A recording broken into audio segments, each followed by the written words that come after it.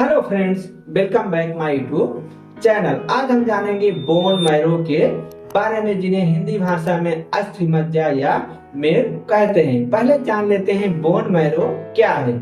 आपका ये जो शरीर है, इसके अंदर जो हड्डियां होती हैं, कुछ हड्डियां खोखली होती हैं, जैसे पेल्विक की हड्डियां, कूल्हे की हड्डी, जांघ की हड्डी। ऐसी कुछ हड्डियां, इन्हीं हड्डियों के अंदर स्टेम कोशिकाएं होती है, जो रक्त कोशिका और प्रतिरक्षा प्रणाली बनाने वाली कोशिकाओं का उत्पादन करती हैं। यानी हम जब माँ के गर्भ में रहते हैं तो हमारे हड्डियों का निर्माण होना शुरू हो जाता है। जो हमारे हड्डियों की बाहरी परत है, वह बहुत ही ठोस टिश्यू से मिलकर बना होता है, जिसे हम पेरिओस्टम कहते हैं। इसके अंदर का जो भाग होता है वह स्पंजी मटेरियल का होता है, जो जेली या जम जैसा नजर आता है, जिसे हम माइलाइट टिश्यू भी कहते हैं। स्पंजी बोन, इसमें बहुत सारा स्पेस होता है। यह जिस स्पेस में मिलता है उसे हम मेडुलरी कैविटी या मज्जा गुहा कहते हैं। इसी स्पेस में एक सीमित सॉलिड टिश्यू भरा रहता है, जो ज्यादातर सेंटर में पाया जाता है, जो हमारे शरीर के लिए बहुत ज्यादा जरूरी होता है। शरीर का हर एक बेसिक सेल्स वहीं से बनता है, जिसे हम बोन मैरो कहते हैं। यानी जब बच्चा माँ के गर्भ में पल रहा होता है तो वह जब भ्रूण की अवस्था में होता है तो हड्डियों के निर्माण के समय ये हमारे बोन मैरो का निर्माण होना शुरू हो जाता है, जिसमें इसके basic cell haematopoietic stem cell, यानी जो शरीर की ज्यादातर रक्त कोशिकाओं का निर्माण करती है, और मेसेनकाइमल स्टेम सेल बनना शुरू हो जाता है। जब बच्चा पैदा होता है तो उसके हर एक बोन में, चाहे वह फ्लैट बोन हो, लॉन्ग बोन हो, शॉर्ट बोन हो या इरेगुलर बोन हो, सभी में रेड बोन भरा पाया जाता है। जब हम शिशु अवस्था में होते हैं तो हमारे शरीर के हड्डियों को मजबूती की जरूरत होती है। ये रेड कलर के जो टिश्यू होते हैं, जिन्हें हम रेड बोन मैरो कहते हैं, जब बच्चा 1, 2, 3, 4, 5, 6, 7 साल का हो जाता है, तब यही रेड बोन मैरो का 50% भाग येलो बोन मैरो में अलग होना शुरू हो जाता है। ये येलो बोन मैरो क्या करते हैं? यही येलो बोन मैरो हमारे शरीर की हड्डियों को मजबूती प्रदान करते हैं। बोन मैरो ह्यूमन बॉडी का बहुत ही जरूरी पार्ट होता है। बोन मैरो स्टेम सेल से बना होता है। तो यहाँ जान लेते हैं स्टेम सेल क्या है। स्टेम सेल बॉडी में बनने वाली सबसे पहली सेल्स होती है, और हर ब्लड सेल्स की फर्स्ट स्टेज ही स्टेम सेल्स ही होती है।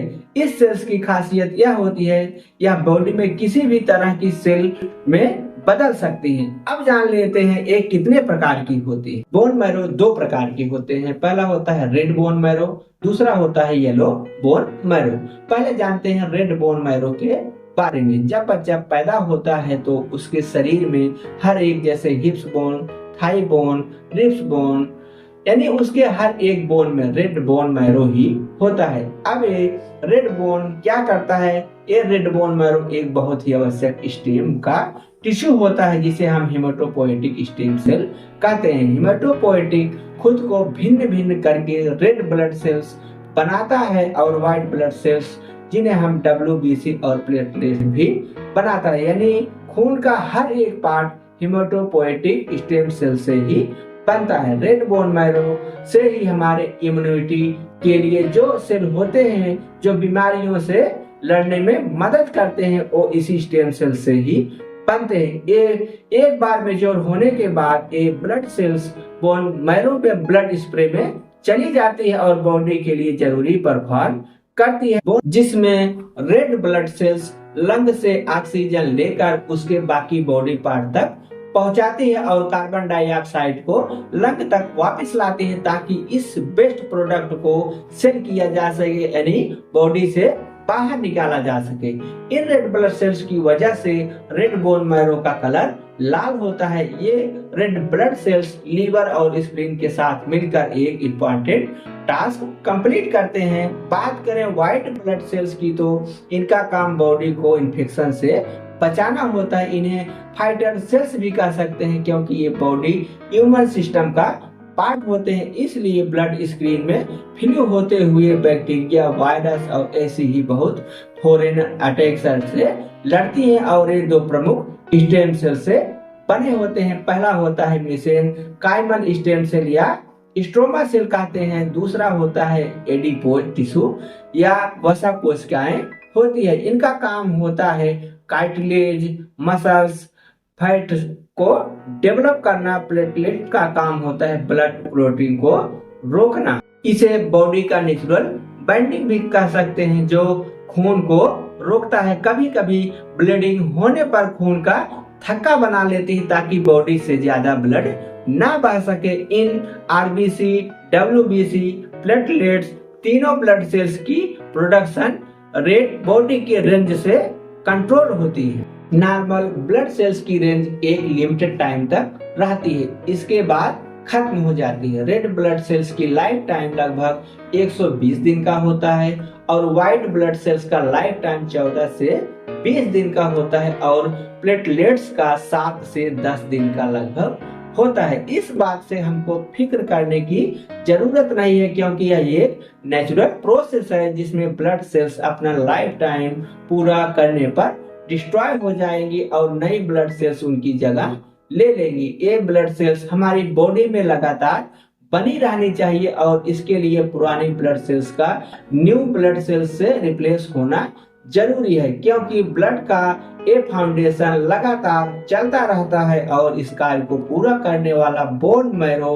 पूरी जिंदगी अपने इसी काम में बिजी रहता है। इसमें ऐसी सेल्स पाई जाती है जो हर दिन बिलियन न्यू ब्लड सेल्स बनाता है और ब्लड सेल्स बनाने के बावजूद बोन मैरो फैट को स्टोर भी करता है, जो बॉडी के जरूरत के समय एनर्जी में भी बदल जाता है। लेकिन एज बढ़ने के साथ साथ बोन मैरो में कम सेल बनते हैं, जिसकी वजह से एक कॉमन रोग दिखाई देने लगता है। एनीमिया की कमी सामने आने लगती है। एनीमिया एक ऐसी बीमारी है जो रेड ब्लड सेल्स की कमी हो जाती है, जिसमें बॉडी टिश्यू जरूरत तक ऑक्सीजन नहीं पहुंचा पाती। उम्र के बढ़ने के साथ साथ ऐसा सभी के साथ हो ये जरूरी नहीं। कभी कभी ऐसी कंडीशन बन जाती है जैसे प्रसव के दौरान या किसी वजह से चोट लग जाने पर। ऐसे में इरिथ्रोपोइटिन एक हार्मोन है जो मुख्य रूप से गुर्दों से निर्मित होता है, जो लाल रक्त कोशिकाओं के उत्पादन